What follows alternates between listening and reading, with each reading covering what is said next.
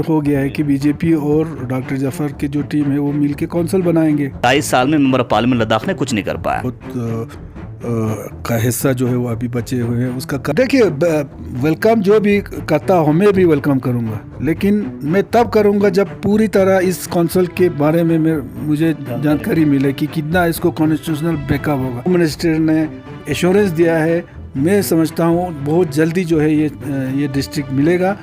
NC Congress का कोalition कहाँ stand करता है? मेरा कोई गुड नहीं है, क्योंकि मैं तो अभी कोई ओहदे पे भी नहीं हूँ कि जो नो कॉन्फर्मेशन जो उन्होंने दिया था आज उसी पे स्टैंड है। बाकी तो पार्टी के लोग मजीद बता पाए। ताजुक पेनी बिंग तो आई dulu lang tabzuk penemet kalna EMI kan tanduk spera chis na bosi sasta maltos quality altos Softtech Enterprises Las Gampiang Stongchik Thale Government na Private Nangkunika Solar Rooftop Takpain Phete 3 kV solar ka subsidy ne ambo thoben yotein Rinmet pa inverter na battery chip Niyong Softtech Enterprises Las ne ambo thuk se PM Suryagar Mufut Bijli Yojane nang jongs len mazat sarkari disiki mi fanke offerun gyokspa base len mingna young snalla booking bemingna call bazat screening ka dance bi number unika Solari Thokpiang Laks Yarla Kerbi Benyut Felux Softtech Enterprises Lakses।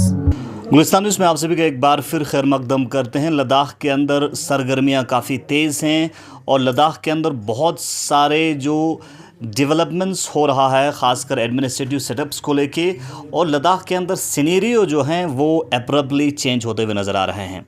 ख़ास और exclusive हमारे साथ बातचीत करने के लिए member of parliament Ladakh join कर चुके हैं और आज के इस खास इंटरव्यू में मेंबर ऑफ़ पार्लियामेंट लद्दाख ने लद्दाख के लिए क्या कुछ किया और साथ ही साथ रिसेंट जो पॉलिटिकल डेवलपमेंट्स हैं, हिल काउंसिल की बात है, एनसी कांग्रेस कोalition है, उस हवाले से आप तक एक एक्सक्लूसिव अपडेट पहुंचाएंगे। सर, हमारा ज्वाइन करने के लिए बहुत बहुत शुक्रिया।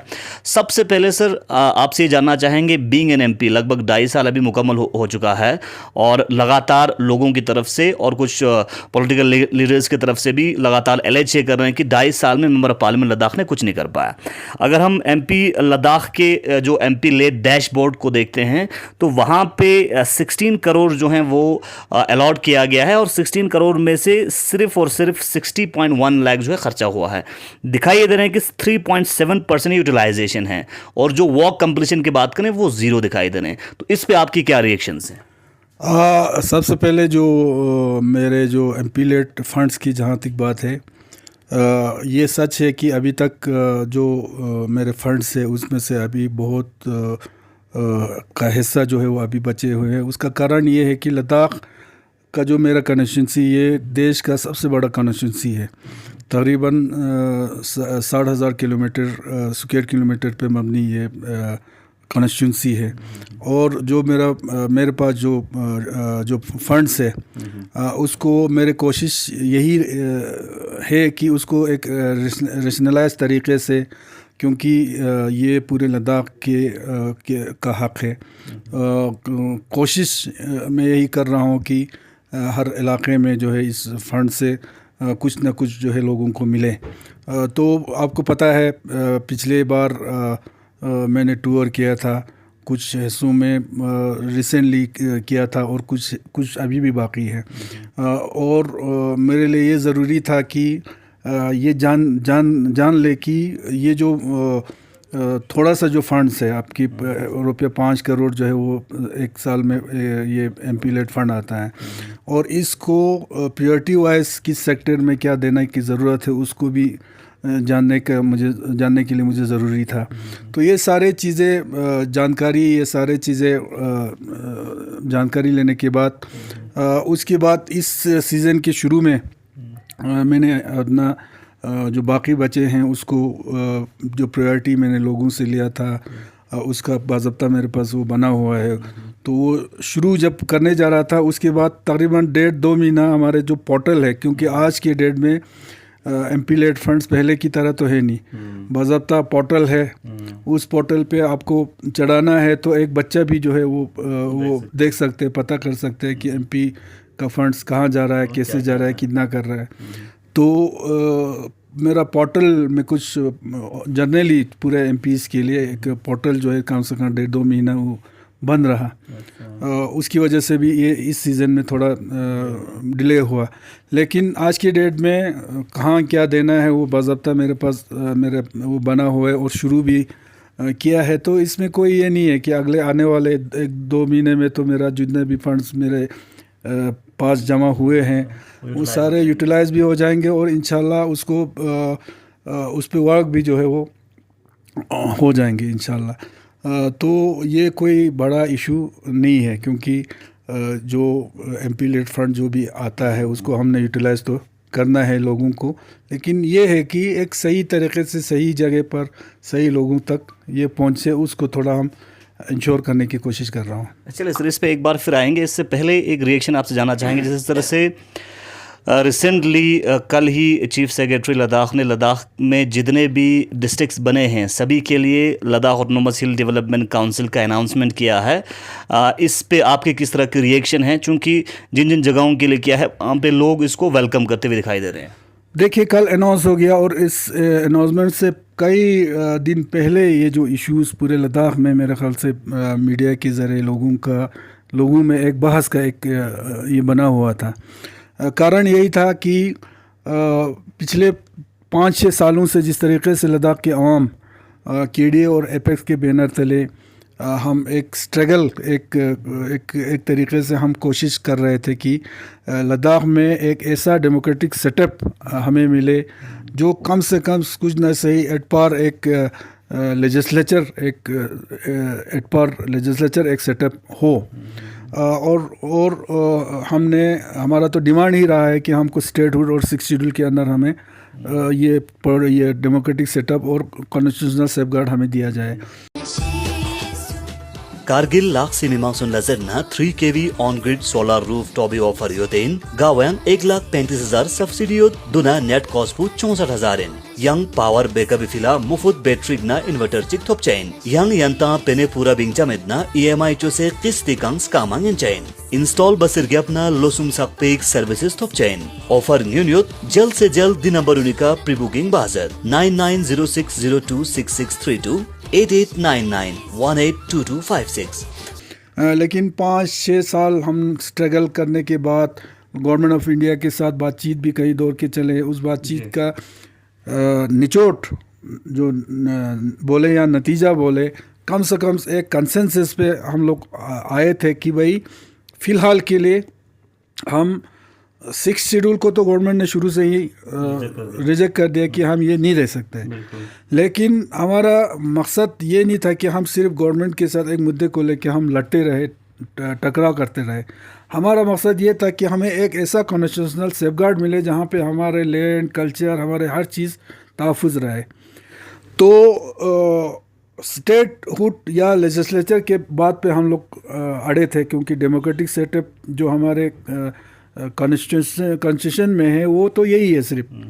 तो उस पे हम अड़े रहे, इसलिए अड़े रहे क्योंकि हम लोग चाहते थे और इस 5-6 सालों में हमने जो एक्सपीरियंस किया, हमारे लद्दाख के आवाम ने ये एक्सपीरियंस किया कि हमें एक डेमोक्रेटिक सेटअप के कितना ज़रूरत है।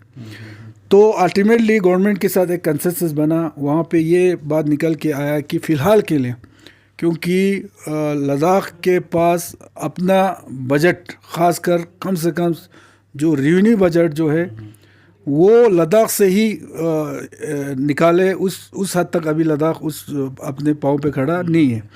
तो उसके चलते एक ऐसा सेटअप हमें बताया गया लास्ट उसमें हमारे इसमें कमेटी में कि जहाँ पे आपको हेड पावर जो लेजिस्लेचर है जिसमें हर किस्म का पावर आपको मिले, इवन उसका हेड जो है उस हेड के अंडर तमाम ब्यूरोक्रेट्स इंक्लूड हमारे चीफ सेक्रेटरी ये सारे आएंगे।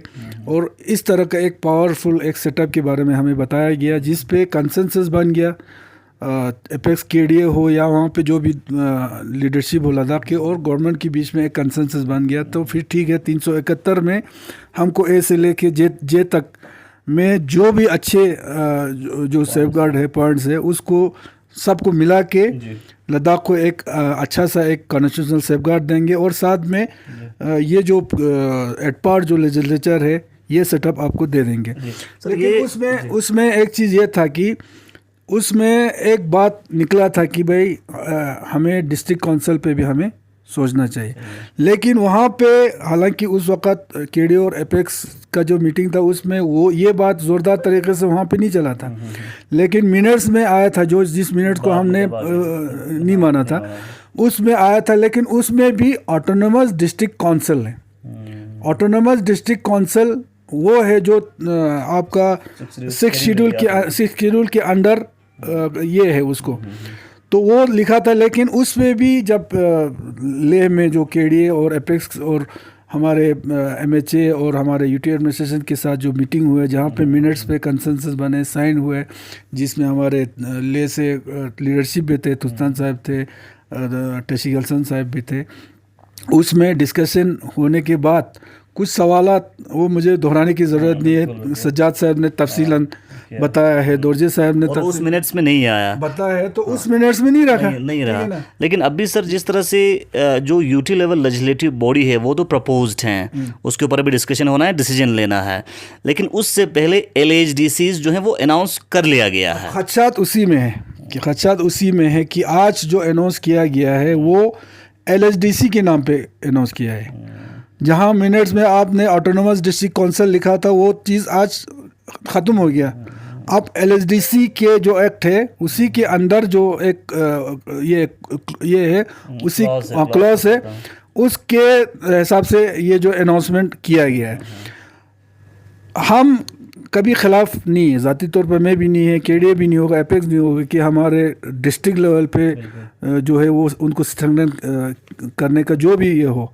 लेकिन खचात इसमें है कि कहीं डिस्ट्रिक्ट लेवल पे इस तरह के जो सेटअप दे, और जो हमारे यूटी लेवल पे जिस सेटअप के हम बात करें कहीं उसको कमज़ोर ना करे, वो कमज़ोर ना हो, ठीक है ना। और दूसरा, ये जो डिस्ट्रिक्ट में जो कौंसल जो बताया जा रहा है, दिया जा रहा है, वो नाम का कौंसल ना हो, इसको कॉन्स्टिट्यूशनल बैकअप हो, एक स्ट्रॉन्ग कौंसल हो, इसके अपने पावर्स हो। वो तो अभी किसी भी एंगल से उसको डिफाइन वो अभी तक नहीं किया गया है अभी। सर अभी जो भारतीय जनता पार्टी और साथ ही साथ मुख्तलिफ एरियाज़ में नए डिस्ट्रिक्ट बने हैं, उन्होंने इसको पुरजोर तरीके से वेलकम भी किया है, इसको आप कैसे देखते हैं? देखिए, वेलकम जो भी करता हूँ मैं भी वेलकम करूँगा, लेकिन मैं तब करूँगा जब पूरी तरह इस कौंसिल के बारे में मुझे जानकारी मिले कि कितना इसको कॉन्स्टिट्यूशनल बैकअप होगा, कितना इसके पास पावर होगा।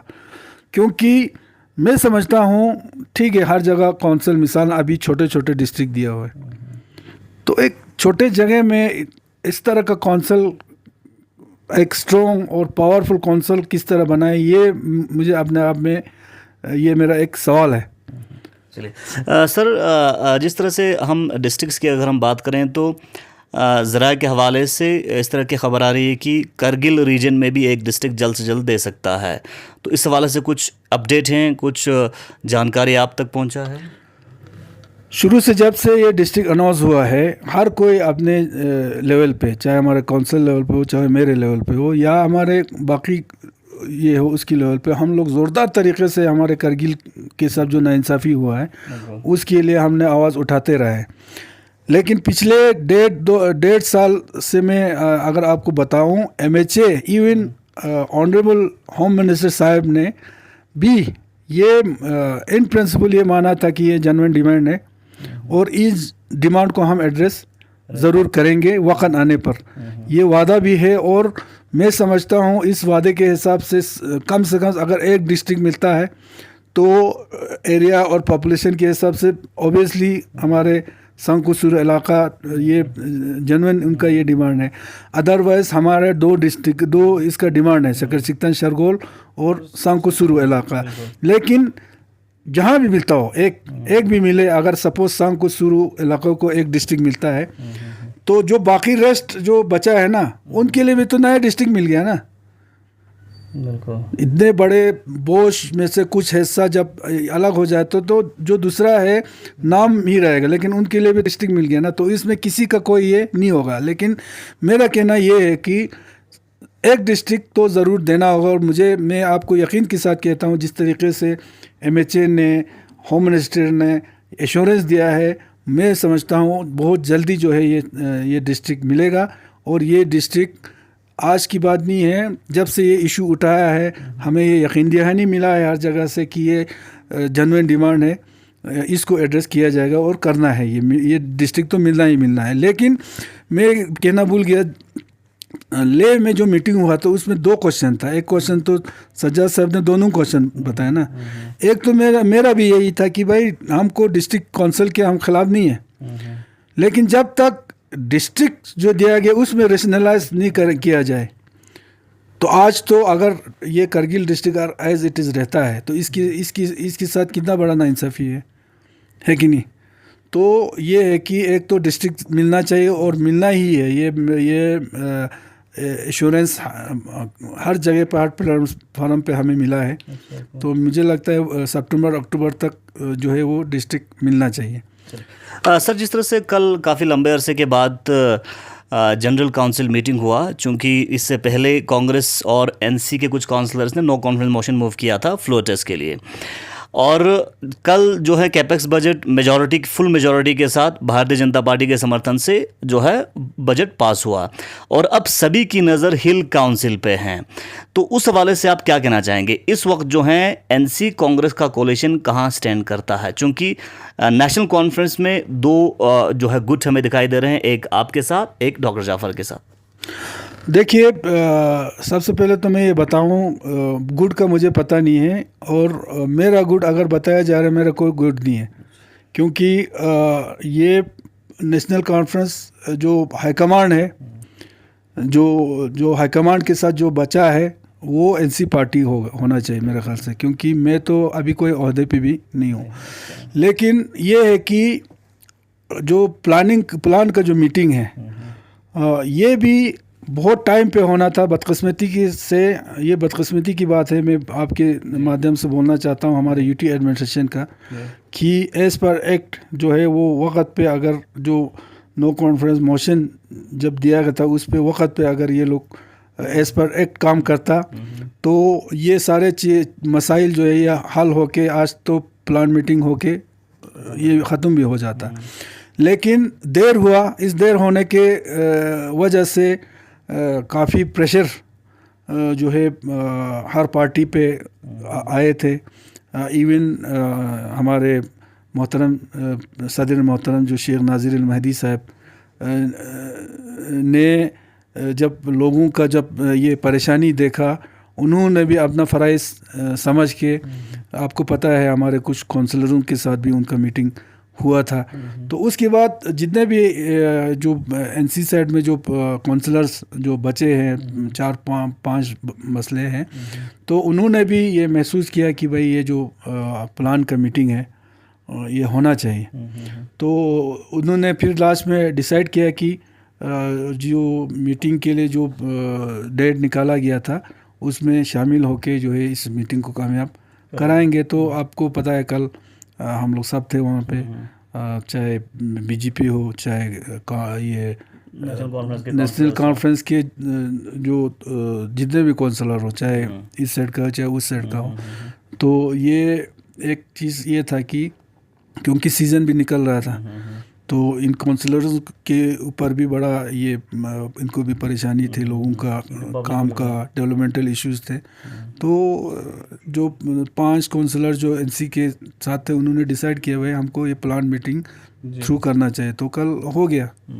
तो कोलिशन का क्या है सर आगे एनसी कांग्रेस का? कोलिशन का तो देखो, जहाँ तक मेरा अपना ये है, जिस तरीके से, क्योंकि शुरू में जो नेशनल कॉन्फ्रेंस के जो काउंसलरों को जो ऑर्डर निकला था वो तो हाई कमांड से निकला था। अच्छा। आपके फारूक अब्दुल्ला साहब ने हर काउंसलर के नाम पे चिट्ठी लिखा था कि भाई जो कोलिशन जो आज से 2.5 साल पहले किया था उस कोलिशन को बरकरार रखो और पावर जो है वो ट्रांसफ़र करो। तो इसमें तो किसी और का कोई है नहीं, ये तो सीधा हाईकमांड और पार्टी का डिसीजन रहा है। तो पार्टी का डिसीजन तो मुझे लगता है आज की डेट में भी वही है।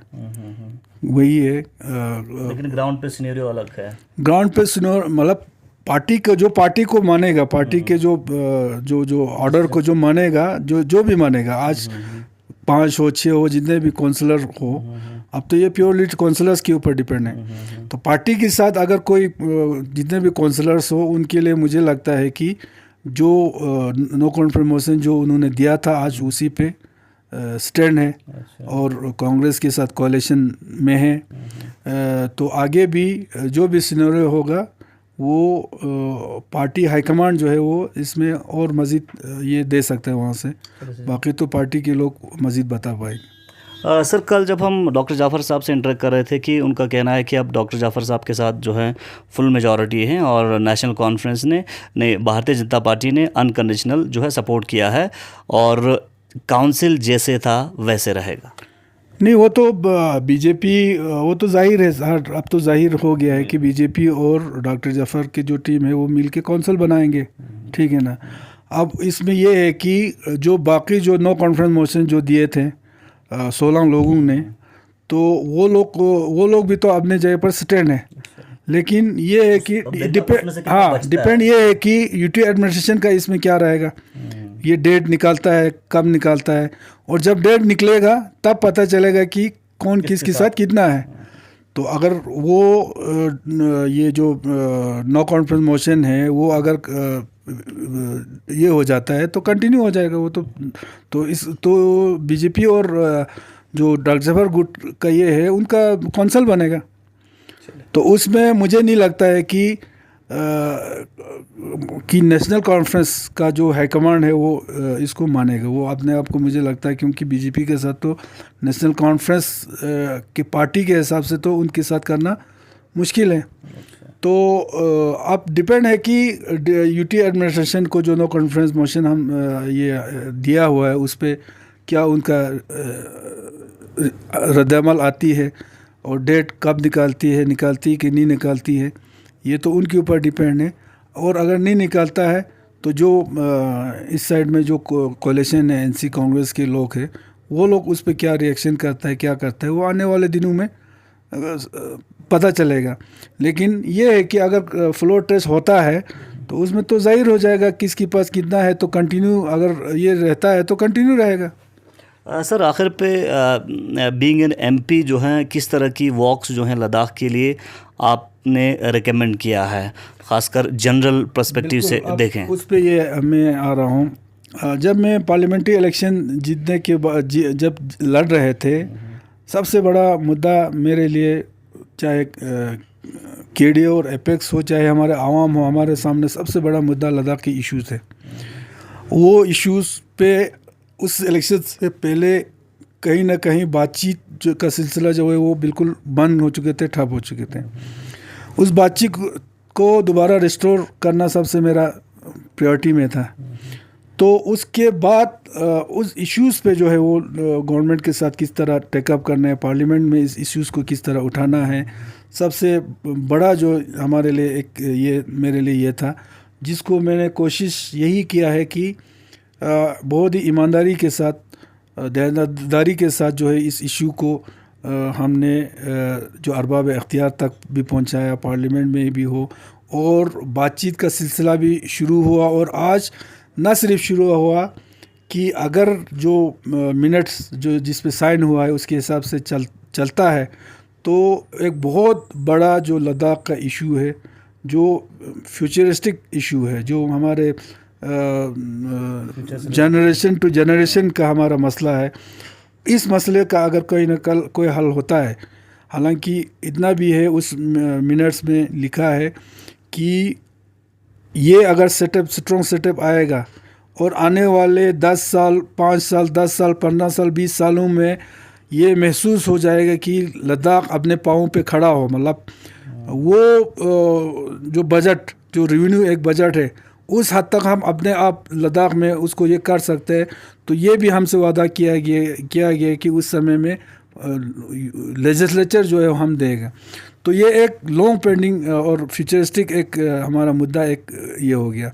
उसके अलावा हमारे ख़ासकर करगिल साइड के देरीने जो हमारे कुछ इश्यूज़ थे, जिसमें हमारे एयर सर्विस हमारा था, हमारे हॉस्पिटल का अपग्रेडेशन और एक डिमांड मेरा ये रहा है हमेशा बात, अभी इंशाल्लाह उस पर भी वो चल रहा है कि या तो कुछ सुपर स्पेशलिटी फैसिलिटी हो, या तो किसी एम्स या पीजीआई या ऐसे किसी चीज़ का एक यहाँ पे ये हो, ब्रांच हो।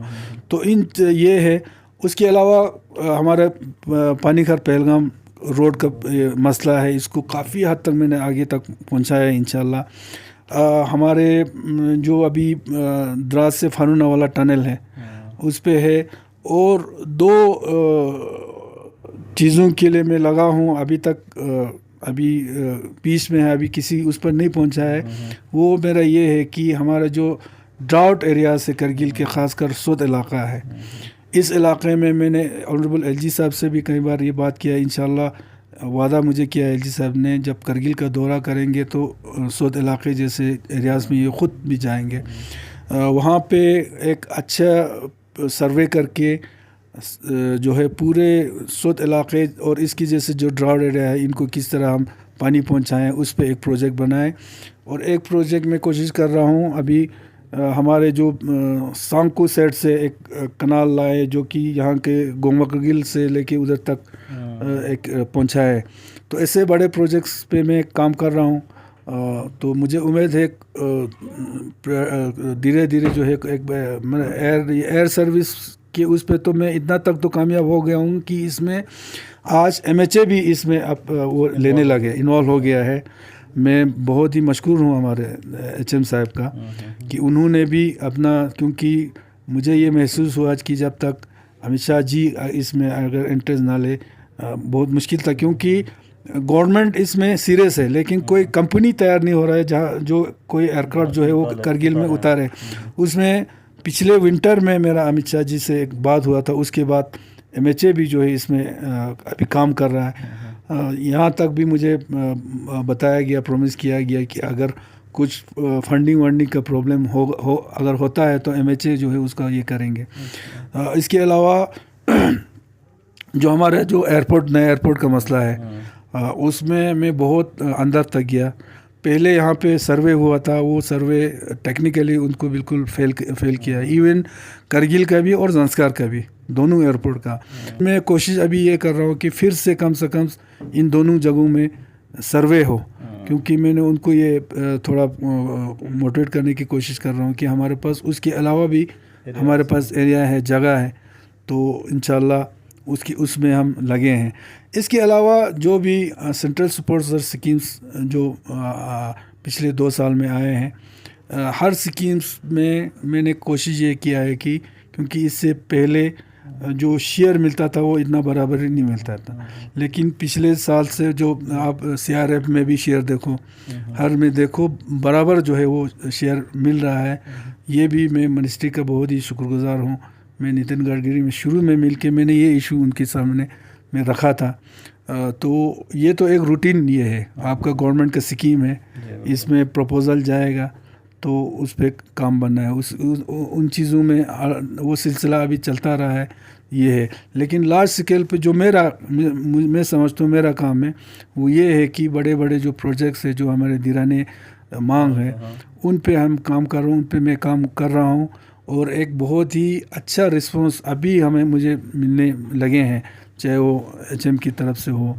रिसेंटली मैं अभी कुछ दिन पहले मैं दिल्ली में था, मैं पीयूष गोयल जी के से मैं मिल रहा था, क्योंकि ये जो इश्यूज़ है मैंने उस सर्कल में जितने भी जो टॉप मोस्ट जो 3-4 लेवल के जो इस गवर्नमेंट में ये है उन सारे के पास में जाके उनके पास ये सारी चीज़ें ये है, तो पीयूष गोयल ने भी मुझे एश्योरेंस दिया है कि हम इस पे एक अच्छा मीटिंग भी रखेंगे और इन चीज़ों को फॉलो भी करेंगे। चलिए, बहुत बहुत शुक्रिया। हमारे साथ member of parliament Ladakh exclusively Ladakh के अंदर चल रहे करंट पॉलिटिकल सिनेरियो और इस वक्त के डेवलपमेंट्स के ऊपर बात कर रहे थे। आप देखते हैं गुलिस्तान पब्लिक के अपडेट्स के लिए।